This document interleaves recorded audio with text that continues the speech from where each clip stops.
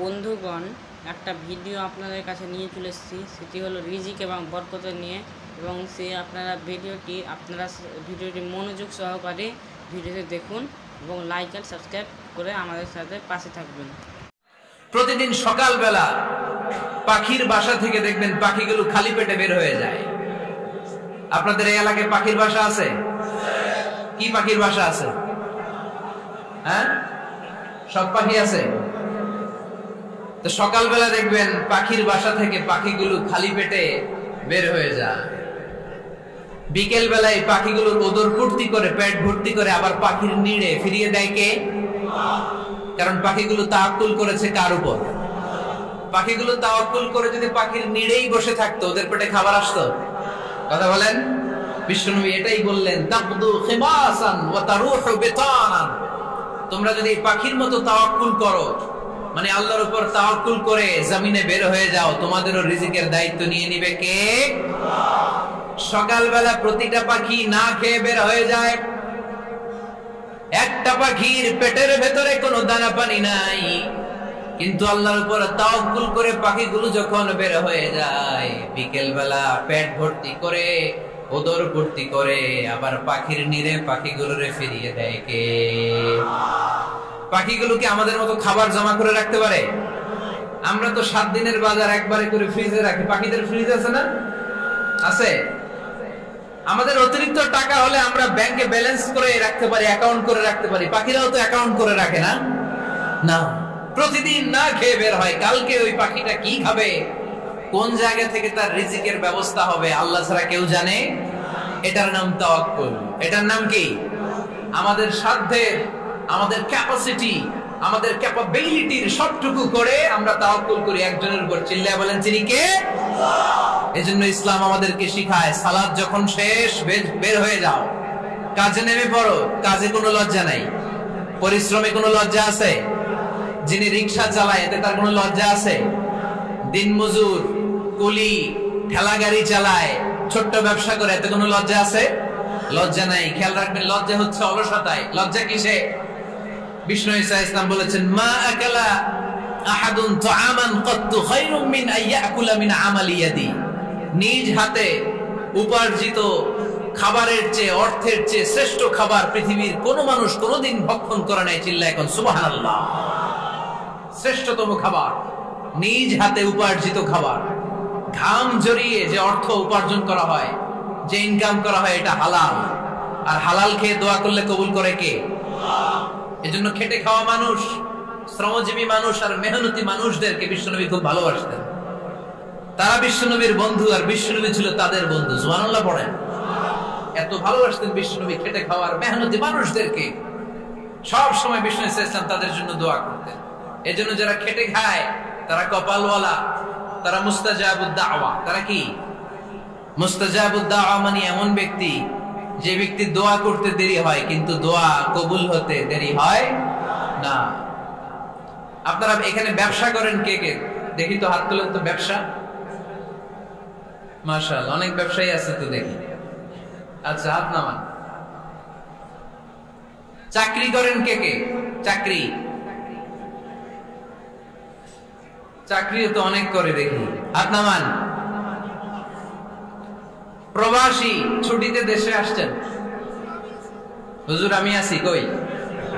আপনি দেখতে আসছেন? মাশাআল্লাহ। কোন দেশে থাকেন? সৌদি আরব। আলহামদুলিল্লাহ। সৌদিতে ভাল লাগে নাকি সৌদি স্বপ্নের দেশ, খাটতে খাটতে জীবন শেষ? ইনশাআল্লাহ। আচ্ছা, ইউনিভার্সিটির স্টুডেন্ট আছো কারা কারা দেখি?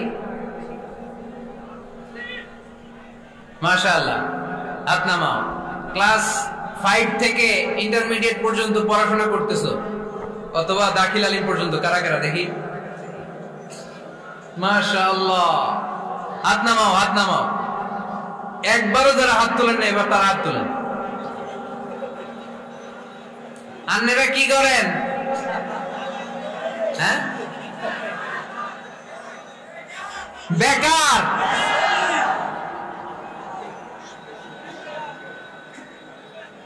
বাংলাদেশে চাকরির বাজার খুব মন্দা, ঠিক কিনা? বাংলাদেশ ইন্ডিয়াতে চাকরি পেতে অনেক কষ্ট। সামান্য একটা পদের জন্য যেখানে চেয়েছে ক্লাস 8 পাস, এখানে ডবল মাস্টার ডিগ্রি অ্যাপ্লাই করছে কয়েক লক্ষ। এজন্য আমাদেরকে উদ্যোক্তা হতে হবে। You have to be the entrepreneur. আমাদের উদ্যোক্তা দরকার, বেশি বেশি নতুন নতুন উদ্যোক্তা। নিজেই এমন আইডিয়া নিয়ে আসবে যে আইডিয়া বিক্রি করে দুর্দান্ত আইডিয়া দিয়ে তুমি পুরো দেশ কাঁপিয়ে দিতে পারো। পারা যাবে না লক্ষ্মীপুরের ছেলেরা? আইডিয়ার অনেক দাম। You have to generate new ideas. নতুন নতুন আইডিয়া এনে মানুষ গোটা বিশ্বকে তাক লাগিয়ে দিচ্ছে। এই যে গত কয়েক বছর আগে কারের একটা রাইড চালু হয়েছে, নাম হয়েছে উবার। কি নাম? ঢাকায় যারা চলাফেরা করেন তারা হয়তো চড়েছেন। উবারের নাম শুনছেন না? এই উবার কোম্পানি কি করে জানেন? নিজেদের ব্যবসা নাই, পুঁজি নাই, পাত্তি নাই, অফিস নাই, কিচ্ছু নাই, কোটি কোটি টাকা হাতায় নিচ্ছে। Just idea, just they are generating new ideas. নতুন নতুন আইডিয়া দিয়ে গোটা বিশ্ব কাঁপিয়ে নিয়েছে একটা মোবাইল অ্যাপস এর মাধ্যমে। কিসের মাধ্যমে? Mobile apps. একটা কোম্পানি খুলেছে, গোটা বিশ্বের সব প্রাইভেট কারওয়ালারা ওইখানে রেজিস্ট্রেশন করে আপনি মোবাইলে কোথায় যাবেন, কোত্থেকে যাবেন লিখবেন, গাড়ি আপনার বাড়ির সামনে এসে হাজির। তার একটা পার্সেন্টেজ ওই উবার কোম্পানি পায়। ইউনাইটেড স্টেটস অফ আমেরিকার একটা স্টেট আছে সান ফ্রান্সিসকো, ওইখান থেকে শুরু করছে। 775টা সিটিতে ওদের অপারেশন আছে। বাংলাদেশে ঢাকাতেও আছে। আমি মালয়েশিয়াতে থাকি, ওখানেও আছে, ওখানেও আমরা চড়ি। প্রায় 63টা দেশে ওদের কাজ বাজ আছে। গত বছরে 2018 সালে ওদের প্রফিট ছিল, রেভিনিউ ছিল 11.27 billion US dollar, 11.27 US billion dollar. Just they are selling their ideas. নতুন নতুন আইডিয়া দিয়ে গোটা বিশ্ব কাঁপাচ্ছে। এই উবার যখন চালু হলো, আমি তখন মালয়েশিয়া শুনলাম বাংলাদেশে নতুন আরেকটা বাইরে হইছে, পাঠাও। কি নাম? এটা বোধহয় সারা বাংলাদেশ ব্যাপী হয় নাই, 3টা জায়গায়, সিলেটে, চট্টগ্রামে আর ঢাকায়। এরা আরো চালাক। বাংলাদেশের ছেলেপেলেদের মাথায় চিকন চিকন অনেক বুদ্ধি। এরা ভাবলো এই উবার দিয়ে আর আমরা কত আগাবো, আমাদের গাড়ি আরো ছোট করতে হবে। এরা মোটরসাইকেল রাইড দেওয়া শুরু করছে। জ্যামের শহর ঢাকা, চিপা চাপা দিয়া এরা আপনারা নিয়ে জায়গা মতো পৌঁছাই দেবে। তো এই যে উবারের পরে আমাদের ছেলেরা বানাইলো পাঠাও। এরপরে কত কিছু বানাচ্ছে ছেলেপেলেরা, আমি তো এগুলো দেখে অবাক। রকমারি.com নাম শুনছো? বিক্রয়.com নাম শুনছো? ঘরে বসে বসে কোটি কোটি টাকা হাতিয়ে নিচ্ছে তারা। Just they are selling their ideas. যেহেতু আমাদের চাকরি কম, ওই চাকরির বাজারে আমরা লাইন দিতে চাই না। আমাদের মেধাকে খাটিয়ে খাটিয়ে আমরা নতুন তরুণ উদ্যোক্তা বানাতে চাই। চিল্লায় বলো ঠিক কিনা? উদ্যোক্তা যত বাড়বে ততই দেশের কল্যাণ হবে। মানুষ তাদের আইডিয়াকে কাজে লাগিয়ে গোটা বিশ্বকে তাক লাগিয়ে দিচ্ছে। আমরা আমাদের সমতল ভূমিতে চাষ করতে চাই না। মালয়েশিয়াতে একটা এলাকা আছে ক্যামেরুন হাইল্যান্ড, ওরা পাহাড়ের মধ্যে চাষাবাদ করে গোটা মালয়েশিয়ার খাদ্যদ্রব্যের অভাবকে মুক্ত করে দিয়েছে। পাহাড়ের মধ্যে ওখানে ফুলের বাগান, ক্যামেরুন হাইল্যান্ড প্রায় 6000 ফিট উঁচু, প্রচন্ড ঠান্ডা।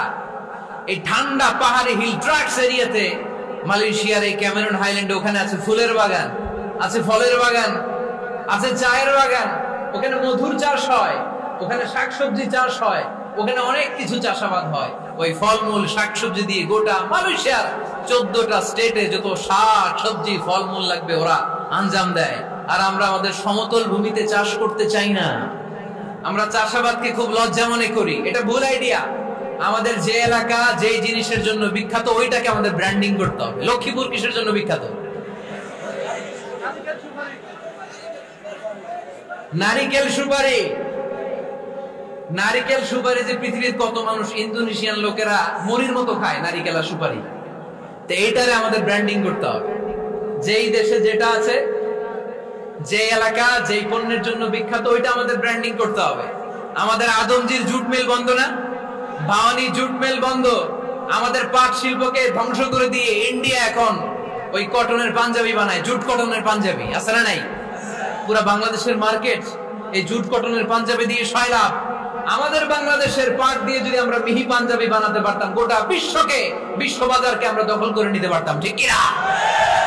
এজন্য আমাদেরকে নতুন নতুন আইডিয়া জেনারেট করতে হবে। চাকরির পিছনে বসে থাকলে চলবে না। আর আজান যদি হয়ে যায় ছুটে যাব মসজিদে, আর নামাজ শেষ হলে আমরা আমাদের কাজের দিকে চলে যাব। চিল্লায় বলেন ঠিক কিনা? যেটাই করব আমরা ভালোভাবে করব। আল্লাহ বলেছেন লিয়াবলুয়াকুম আইয়ুকুম আহসানু আমালা। লক্ষ্মীপুরের ভাইয়েরা আওয়াজ করে উত্তর দেন, আওয়াজ করে উত্তর দিতে হবে। জান্নাতে যেতে হলে 100তে কত নাম্বার পেতে হবে? হ্যাঁ, হয় নাই 51। কি নাম তোমার? হ্যাঁ, ফরহাদ। জান্নাতে যেতে হলে 100তে আমার দরকার 51। 100তে কত লাগবে?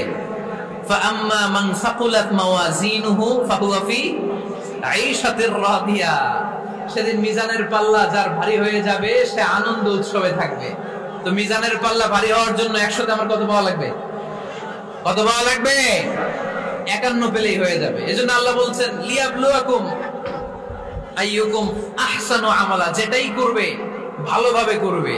আল্লাহ এটা পরীক্ষা করতে চান যে আমরা ভালোভাবে কে কতটুকু আমল করেছি। যারা আরবি বোঝেন আলেম ওলামা আপনারা জানেন এখানে আল্লাহ বলেননি লিয়াবলুয়াকুম আইয়ুকুম আকসারু আমালা। আল্লাহ এটা দেখতে চান যে তোমাদের মধ্যে থেকে কে বেশি আমল করে। এটা বলছে আল্লাহ? বলে নাই। আল্লাহ বলেছে লিয়াবলুয়াকুম আইয়ুকুম আহসানু আমালা, যে ভালো করে করে। এজন্য আমরা যাই করি না কেন কি করে করব? আওয়াজ করে বলতে হবে। কেমন করে করব? যে কোনো কাজ করো না ভাই, যে কোনো কাজ করো তা যেন হয় সবার চেয়ে সবচেয়ে সুন্দর। পড়েন, যে কোনো কাজ করো না ভাই, যে কোনো কাজ করো তা যেন হয় সবার চেয়ে সবচেয়ে সুন্দর। পড়েন, যে কোনো কাজ করো না ভাই, যে কোনো কাজ করো তা যেন হয় সবার চেয়ে সবচেয়ে সুন্দর। হোক না সেটা পড়া লেখা, রঙের ভাষায় ছবি আঁকা। পড়েন, হোক না সেটা পড়া লেখা, রঙের ভাষায় ছবি আঁকা। হোক না সেটা সামান্য কাজ কিংবা মহত্তর, তা যেন হয় সবার চেয়ে সবচেয়ে সুন্দর। যে কোনো কাজ করো না ভাই, যে কোনো কাজ করো তা যেন হয় সবার চেয়ে সবচেয়ে সুন্দর। চিৎকার করে বলেন ঠিক কিনা? আমরা যেটাই করি না কেন এটা ভালো করে করার দরকার আছে না নাই? এজন্য কাজে আর শ্রমে কোনো লজ্জা নাই। লজ্জা হচ্ছে অলসতায়। লজ্জা কিসে? অলসতায়। বিষ্ণু ঈসা ইসলামের কাছে এক সাহাবী এসে বলল, ইয়া রাসূলুল্লাহ আ'তিনি শাইআন, আপনি আমাকে কিছু দান করেন, আমার কিছুই নাই। বিষ্ণু বললেন, তোমার কিছু নাই? সাহাবী বললেন, ইয়া রাসূলুল্লাহ ঘরে আমার শুধু 2টি জিনিস আছে। কয়টা? চিল্লায় বলেন কয়টা? এক হচ্ছে একটা জামা, 2 হচ্ছে পানি খাওয়ার একটা জগ। বিষ্ণু বললেন, এই 2টাই নিয়ে আসো। বিশ্বনবীর কথা শুনে ওই সাহাবী ঘর থেকে জামা নিয়ে আসলেন, পানি খাওয়ার জগ নিয়ে আসলেন। বিশ্বনবী সাল্লাল্লাহু আলাইহি ওয়াসাল্লাম ওনার মুবারক হাত দিয়ে এক হাতে জামা ধরে আরেক হাতে পানির জগটা ধরে সাহাবীদের দিকে উদ্দেশ্য করে বললেন, মাইয়াশতারি হাদাইন, এই 2টা জিনিস কেনার মতো কে কে আছে দেখি? কয়েকজন হাত তুললো। বিশ্বনবী বললেন, কত দিয়ে কিনবা? এক সাহাবী বলে, ইন্নী আশতারিহিমা বিদিরহাম। ও নবী, যদিও এগুলো আমার দরকার নাই, কিন্তু আপনি যেহেতু নিলামে ডাক তুলেছেন, ইয়া রাসূলুল্লাহ, ইয়া হাবিবাল্লাহ, আপনার সম্মানে আমি 1 দিরহাম দিয়ে 2টা জিনিস কিনে নেব। 1 দিরহাম, একটা জামা, একটা পানি খাওয়ার জগ, দাম কত? 1 দিরহাম। বিশ্বনবী বললেন, না না, 1 দিরহাম তো অনেক কম হয়ে যায়। মাইয়াজিদু আলা যালিক, এর চেয়ে বেশি দামে কে কিনবা? আরেক সাহাবী হাত তুলে বলতে লাগলো, ইয়া রাসূলুল্লাহ, ইয়া হাবিবাল্লাহ, ওয়া ইন্নী আশতারিহিমা বিদিরহামাইন, আমি এই জামাটার পানি খাওয়ার জগটা 1 দিরহাম নয় 2 দিরহামের বিনিময়ে কিনতে চাই। বিষ্ণু ঈসা ইসলাম ওই সাহাবাকে দিয়ে দিলেন। দিয়ে 2 দিরহাম নিয়ে যে লোকটা ভিক্ষা করতে এসেছিল তার হাতে 2 দিরহাম দিয়ে বললেন, যাও 1 দিরহাম দিয়ে ঘরে খাবার কিনে দিয়ে আসো, আরেক দিরহাম দিয়ে একটা কুঠার কিনে নিয়ে আসো। শুনতেছেন? কি কিনে নিয়ে আসো? কুঠার দিয়ে কি করে? গাছ কাটে। ওই সাহাবী কুঠার কিনে নিয়ে আসার পরে বিশ্বনবী নিজ হাতে কুঠারের মধ্যে একটা কাঠের হাতল লাগাই দিলেন। আল্লাহু আকবার। হাতল ছাড়া কুঠার ইউজ করা যাবে? বিশ্বনবী নিজ হাতে ওই কুঠারের ভেতরে একটা হাতল লাগাই দিলেন আর বললেন, লা উরিদু আন আরাকা 15 আইয়াম, এই কুঠার নিয়ে জঙ্গলে যাও, গায়ে অনেক শক্তি আছে, কাঠ কাটো, এই কাঠ কেটে বাজারে বিক্রি করো, সামনের 15 দিন যেন আমি আমার চোখের সামনে তোমার না দেখি। বিশ্বনবীর পরামর্শ অনুযায়ী কুঠার নিয়ে ওই সাহাবী জঙ্গলে চলে গেলেন। কাঠ কেটে বাজারে বিক্রি করতে করতে 15 দিন পরে 10 দিরহাম নিয়ে বিশ্বনবীর দরবারে হাজির হয়ে গেলেন। 10 দিরহাম নিয়ে বিশ্বনবীর কাছে হাজির হয়ে গেলেন। সাহাবী এসে বলল, ইয়া রাসূলুল্লাহ, এখন আর আমার ভিক্ষা করা লাগে না, আমার গায়ে অনেক শক্তি আল্লাহ দিয়েছে, আই এম ভেরি এনার্জেটিক। আপনার দেয়া বরকতের কুঠার দিয়ে আমি কাঠ কেটে কেটে স্বাবলম্বী হতে শুরু করেছি। সুবহানাল্লাহ পড়েন। আমি এখন 10 দিরহামের মালিক। বিশ্বনবী বললেন, লা আইয়াহতাতিবা আহাদুকুম হুজমাতান আলা যাহরিহি খায়রুম মিন আইয়াসআলা শাইআন ফায়ু'তিয়াহু আও ইয়ামনাহু। যাদের গায়ে শক্তি আছে তারা ভিক্ষা না করে কাঠ কেটে পিঠে সেই বোঝা নিয়ে বাজারে বিক্রি করা অনেক ভালো। কারণ কারো কাছে যদি তুমি হাত পাতো, সে দিতেও পারে, নাও দিতে পারে। আর কষ্ট করলে কষ্ট কোনোদিন বৃথা যায় না। চিল্লায় বলেন ঠিক কিনা? বিশ্ব ইসলামের অনুপ্রেরণায় এই সাহাবা অল্প কিছুদিনের ব্যবধানে স্বাবলম্বী হয়ে গেলেন। What is the moral of the story? বিশ্বনবীর এই প্রফেটিক স্টোরি থেকে আমাদের কি শিক্ষা? লেসন নাম্বার 1, বিশ্বনবী চাইলেই ওই 2 দিরহাম দিয়ে বলতে পারতো, যাও খাবার দাবার কিনে ফ্যামিলিতে দিয়ে আসো। সে ওই 2 দিরহাম নিয়ে খাবার দাবার কিনে ফ্যামিলিকে খাইয়ে রাত্রে আবার ভিক্ষায় নামতো। কথা কন? রাত্রে কি করতো?